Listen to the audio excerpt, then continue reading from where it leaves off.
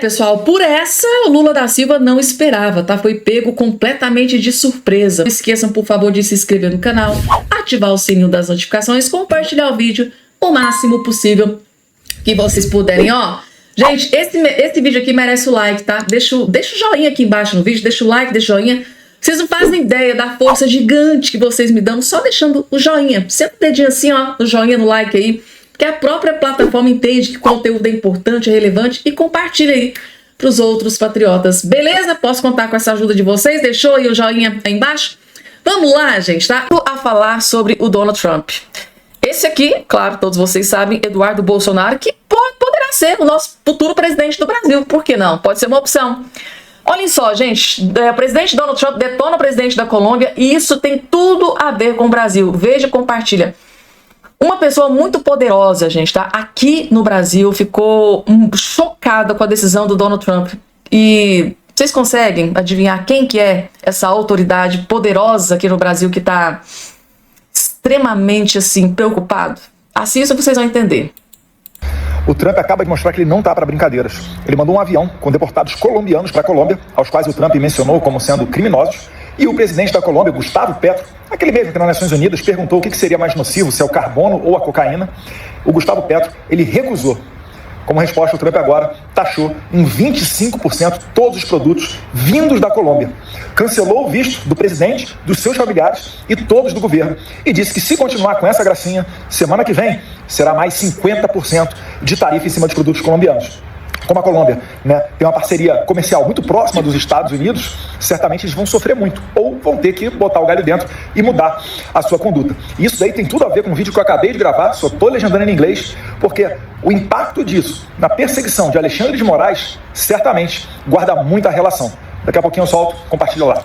Ele fez questão de mencionar essa questão aqui, gente, do Donald Trump, presidente lá da Colômbia, né, o Petro, já praticamente foi resolvida, tá? O Donald Trump desceu a lenha, né, foi lá, várias sanções, punições, tarifas, e o presidente da Colômbia recuou, voltou atrás, arregou para o Donald Trump.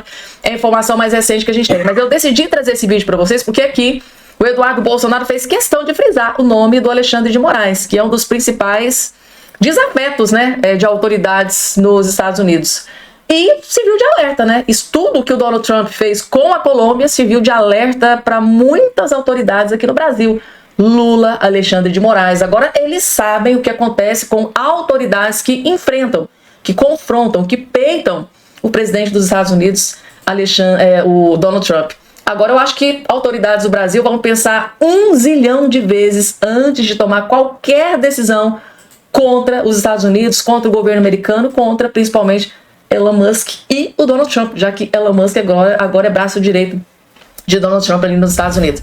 E aí, gente, será que o pessoal aqui do alto escalão das autoridades vão ter coragem de peitar o Donald Trump depois dessa resposta que o Donald Trump deu para o presidente da Colômbia? Coloca aqui embaixo a opinião de vocês, gente, tá?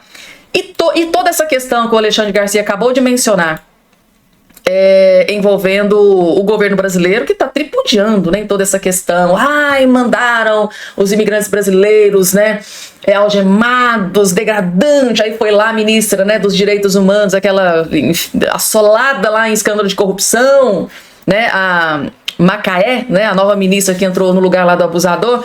E eles estão fazendo uma firula, estão fazendo um circo, um palanque eleitoral em toda essa questão envolvendo essa deportação, né, dos imigrantes, que o próprio Alexandre Garcia, né, fez questão de frisar, foram presos durante o governo Joe Biden. Mas isso a mídia de esquerda gosta de omitir. Tipo assim, eu conto tudo, mas eu preciso esconder aqui alguns detalhes. Ainda bem que existem, gente, canais como este aqui para trazer a verdade. Aí o Donald Trump já está sabendo, gente, que o governo brasileiro está tripudiando, está tentando derrubar a imagem do Donald Trump, do governo Trump, utilizando essas imagens dos coitadinhos, né? Porque segundo informação do próprio Alexandre Garcia, foram todos criminosos, tá? Que foram passaram por um juiz, condenados lá nos Estados Unidos, né? O fato, né, deles quererem a segurança do piloto, copiloto e dos tripulantes, por isso esta questão de trazer todos algemados para não correrem perigo. Tô falando do piloto, copiloto e os tripulantes. É por essa questão, por esse motivo que eles vêm algemados.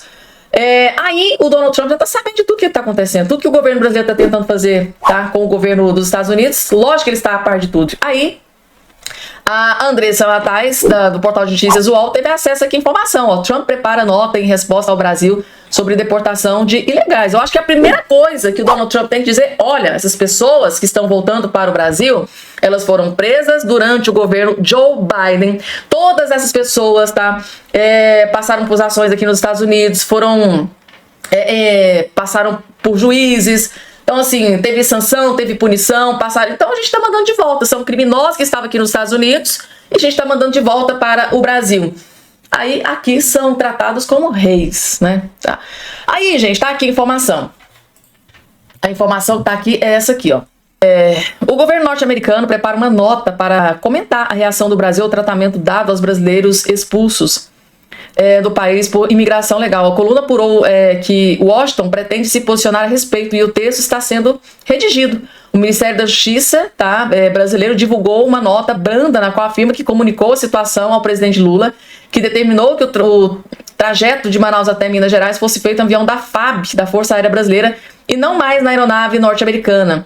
Sobre os maus tratos relatados pelos deportados, a nota afirma que a dignidade da pessoa humana é um princípio basilar da Constituição Federal e um dos pilares do Estado Democrático de Direito. Os americanos algemaram e acorrentaram cidadãos brasileiros dentro do território brasileiro na chegada em Manaus. A postura do governo brasileiro se diferencia da reação da Colômbia, presidente tal. Então, assim, o governo brasileiro está tripudiando em cima de toda essa questão, fazendo de vítima.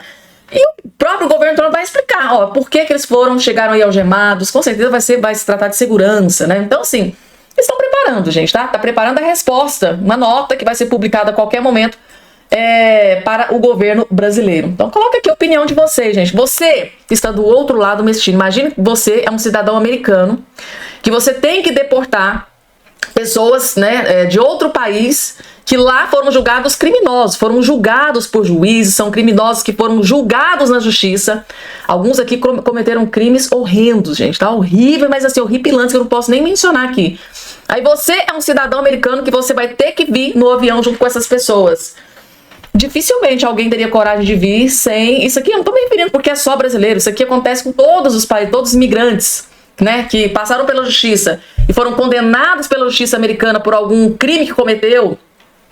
Todos os países, né, as pessoas que trabalham nos Estados Unidos com esse translado, faz isso com todos os países, não é só com o Brasil. Então o governo brasileiro está agindo como se, nossa, só com os brasileiros que está acontecendo. Não, e sempre aconteceu, dentro do governo Joe Biden, sempre aconteceu. Mas por quê, né, que eles estão tripudiando agora, só agora que isso estourou na mídia?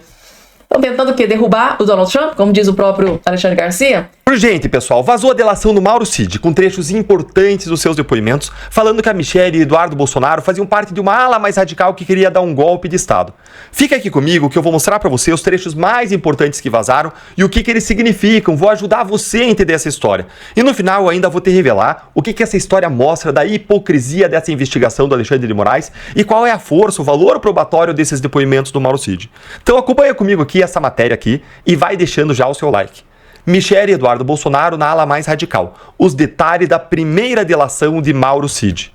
O ministro Alexandre de Moraes tem lá os depoimentos do tenente-coronel Mauro Cid na sua colaboração premiada para a investigação dos planos golpistas de 22 e 23. São mais de 10 depoimentos e veio à tona o primeiro, de 28 de agosto de 2023. Tem 6 páginas, algum método e menciona mais de 20 pessoas.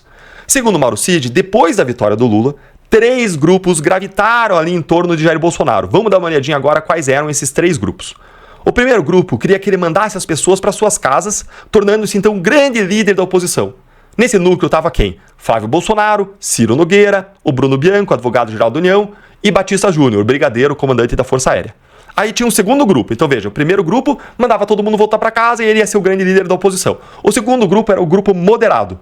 Ele dizia que nada podia ser feito diante dos resultados das eleições. Uma virada de mesa ia representar o regime militar por mais 20, 30 anos. Temiam ainda que os radicais levassem Bolsonaro a assinar uma doideira. E nesse grupo mais moderado estavam os generais Freire Gomes, comandante do Exército, Paulo Sérgio Nogueira, ministro da Defesa, e Júlio César de Arruda. Dentro ainda desse segundo grupo, tinha também moderados que queriam que Bolsonaro deixasse o país. E aí estava, por exemplo, Paulo Junqueira, empresário do agronegócio, que financiou a viagem do presidente para os Estados Unidos. E agora vamos para o terceiro grupo, que era o grupo radical. Esse terceiro grupo era formado pelos radicais e tinha 2 braços. Um primeiro braço radical queria achar provas das fraudes nas eleições. Um segundo braço mais radical era a favor de um braço armado. E narrou ainda o Mauro Cid que houve uma gestação de uma doideira que deveria ser assinada pelo Bolsonaro. Então esse é o quadro, gente. Tinha 3 grupos, segundo o Mauro Cid, que segundo ele desenhou, um grupo moderado, um bem mais moderado, segundo, e o terceiro que seria um grupo aí mais radical. E aí ainda, segundo ele, olha quem que estava nesse grupo que mais radical, segundo o Mauro Cid. As outras pessoas que integravam essa ala mais radical eram o ex-ministro Onyx Lorenzoni, o atual senador Jorge Seife, o ex-ministro Gilson Machado, o senador Magno Malta, o deputado federal Eduardo Bolsonaro e o general Mário Fernandes, que atuava de forma ostensiva, tentando convencer os demais integrantes das forças a executarem um golpe de Estado. Mauro Cid prossegue. Compunha também o referido grupo a primeira-dama Michele Bolsonaro. E o Bolsonaro nessa história toda, como que ele teria agido? Segundo o depoimento do Mauro Cid, a partir de novembro de 2022, Felipe Martins teria levado um jurista até Bolsonaro em várias ocasiões para formular e para aperfeiçoar um documento que prendia todo mundo. E o documento ele foi reformado, ele foi mudado várias vezes, teve várias versões, e aí Bolsonaro teria convocado os comandantes militares para mostrar esse documento. Dentro das Forças Armadas, a matéria aqui detalha que só o almirante da Marinha que era favorável a uma intervenção militar. A Força Aérea era contra e o general do Exército entendia que não cabia um golpe de Estado. Então, a matéria vai e conclui aqui, ó. Essa reunião aí com os comandantes das Forças Armadas aconteceu no dia 2 de novembro de 2022. Mauro Cid contou que, sem o respaldo dos comandantes, Bolsonaro disse que não assinaria. Isso aqui é super importante para vocês entenderem. Não assinaria o documento do golpe. Mesmo assim, estava trabalhando com 2 hipóteses. A primeira seria encontrar uma fraude nas eleições e a outra, por meio do grupo radical, encontrar uma forma de convencer as Forças Armadas a aderirem a um golpe de Estado. Esse vazamento aqui, gente, mostra 3 coisas e vai deixando seu like enquanto você escuta, porque no fim eu vou te mostrar a hipocrisia dessa delação e qual que é o valor dela ou não como prova. Em primeiro lugar, continua a não existir prova de atos de execução que caracterizem crime. Como eu já expliquei em outro vídeo no canal, que eu vou deixar para vocês na tela ao fim, até agora não surgiu prova de que houve nada além de cogitação e preparação. O que pela nossa lei criminal não é sujeito à punição. Ou seja, não importa o quão moralmente errado qualquer pessoa possa considerar o que alguém cogita, uma preparação de um crime, como a pessoa ir lá comprar uma faca para matar a sogra, ou o que for, mas isso não é punível pela nossa lei criminal. Segundo ponto. Tem alguém interessado em prejudicar Bolsonaro? Segundo a imprensa noticiou, a acusação criminal da PGR contra o Bolsonaro pode sair a qualquer momento. Tem quem indica que sai agora, essa semana. Então esse vazamento ele pode ser uma estratégia para desgastar ainda mais o ex-presidente e preparar um ambiente mais favorável à acusação perante a opinião pública. Em terceiro lugar, existe um sigilo na delação e nem os advogados da defesa conseguem ir lá e acessar, enquanto o conteúdo é amplamente divulgado aí na mídia. Parece mesmo que o sigilo existe apenas para prejudicar a defesa do Bolsonaro e dos outros investigados. Por isso que o advogado do Bolsonaro, Paulo Bueno, olha aí comigo, ele foi lá à rede social X para se pronunciar, dizendo aí que houve um vazamento seletivo dentro de uma investigação que se tornou insólita por sua disfuncionalidade legal, ou seja, pelas várias ilegalidades que, aliás, eu já mostrei aqui no canal em vídeos que eu vou deixar para você na tela, no fim e também na descrição. E vale lembrar, gente, depois que vazaram as conversas dos assessores lá do Alexandre de Moraes no STF, no TSE, o que ele fez? Ele abriu um inquérito para investigar o vazamento das mensagens. A Polícia Federal até intimou o ex-assessor do ministro. E agora? Será que o Moraes vai fazer o mesmo? Será que vai instalar inquérito para investigar esse vazamento?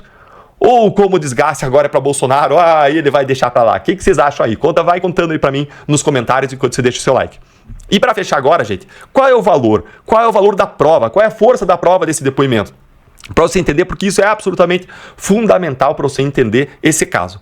Como todo depoimento de delator, o valor é sempre relativo, porque você não sabe se a pessoa está dizendo a verdade ou se ela está falando aquilo apenas para ganhar uma recompensa, uma redução da pena, uma isenção, para o Mauro Cid continuar recebendo seu salário no exército, sem ser demitido, afastado.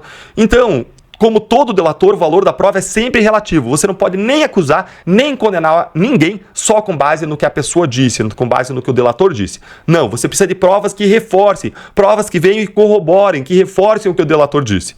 Só que, no caso do Mauro Cid, você precisa de mais do que isso. Você precisa de provas independentes suficientes por si só. Mas por que, Deltan? Por que você está falando isso se o padrão para delação é que você só precisa de prova de confirmação? O caso do Mauro Cid, gente, é diferente, porque o próprio Mauro Cid confessou em declarações espontâneas a pessoas próximas que ele foi forçado a dizer o que ele disse.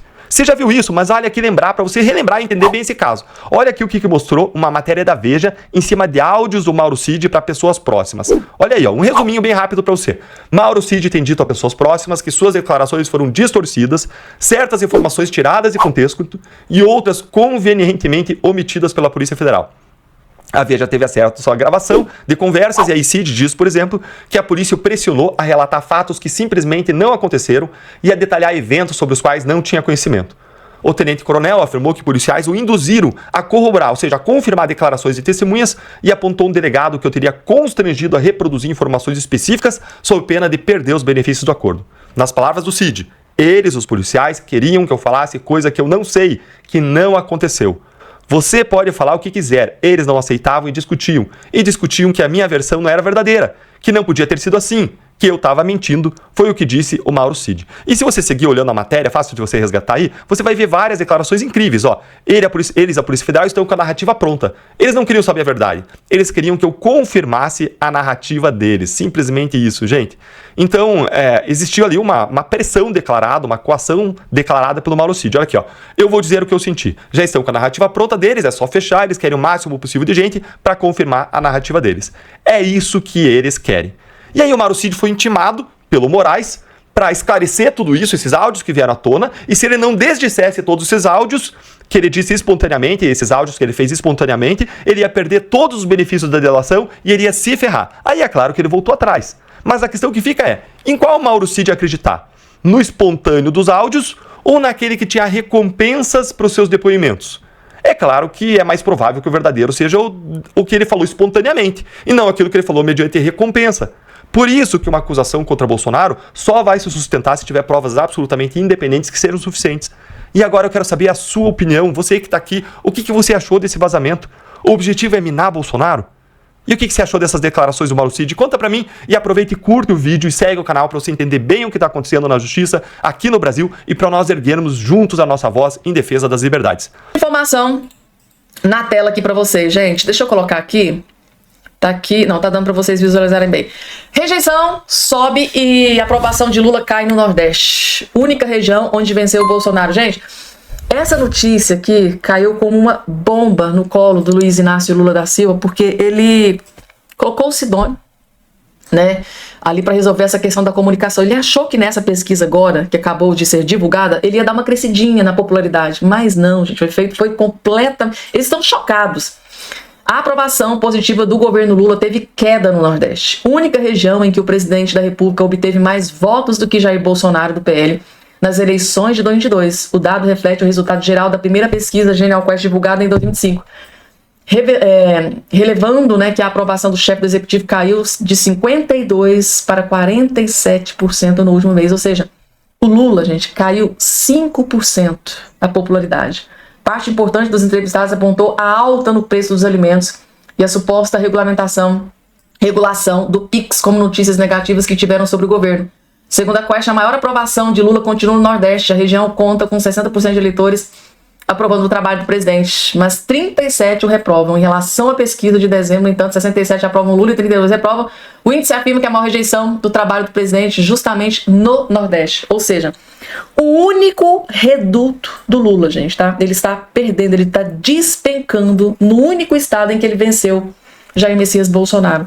E isso pro Lula, gente, é uma notícia terrível, porque o Lula está completamente focado na eleição de 2026. É se perpetuar no poder. Até o fim da sua vida ele quer se manter no poder aqui no Brasil. Pessoal, e para terminar, deixa eu trazer aqui essa informação. Mulher recebe pensão militar por morte falsa do marido. Gente, uma mulher simplesmente deu golpe no exército. Exatamente isso que você acabou de escutar. Segundo a revista Oeste, uma mulher condenada por forjar a morte do marido para receber pensão militar continua a ser beneficiada com o pagamento do benefício. O caso revelado pelo portal Metrópolis escancara brechas legais e práticas que custam milhões de reais ao orçamento público. Em 2015, Dilcinete Guerreiro de Braga, então com 49 anos, apresentou ao Exército uma certidão de óbito do marido, o terceiro sargento Gilmar Santos de Braga. O documento indicava que o homem havia morrido atropelado em Borba, interior do Amazonas. O documento era verdadeiro, pois havia sido lavrado em cartório. O óbito, porém, era falso. O militar permanece vivo até hoje. Gente, eu não tô acreditando. Dilcinete recebeu um auxílio funeral e passou a ganhar pensão militar. O prejuízo inicial às Forças Armadas foi de 60 mil, segundo o portal. Um dos filhos do casal denunciou o golpe ao Exército. O pagamento foi bloqueado em julho de 2017. Exército continua a pagar a pensão militar. Tem tem lógica uma coisa dessa? Mesmo depois de um filho ir lá denunciar, olha, ele tá vivo, não tá morto, isso aqui foi uma fraude. Foi um golpe, gente, no exército. Meu Deus, 4 anos depois, Gilmar Santos de Braga foi expulso do exército e condenado pelo STM, né, o Superior Tribunal Militar, por causa da fraude. Depois da condenação, a mulher dele passou a receber pensão mensal de 5,6 mil. O motivo, há uma legislação que equipara os cônjuges de militares excluídos ou condenados às viúvas. A morte fictícia permite que os militares requisitem pensão do Estado, independentemente de qual crime o ex-militar tenha praticado para serem expulsos. Há pensões pagas às famílias militares condenadas por crimes como... Gente, meu Deus, o custo total desses benefícios chega a 43 milhões por ano. Gente, é só no Brasil. É só no Brasil que acontece uma coisa dessa. A mulher vai lá, forja, né, a morte do marido, e o governo sabe de tudo, sabe do golpe, sabe de tudo. O filho foi lá e disse, olha, isso aqui é um golpe. Meu Deus, gente.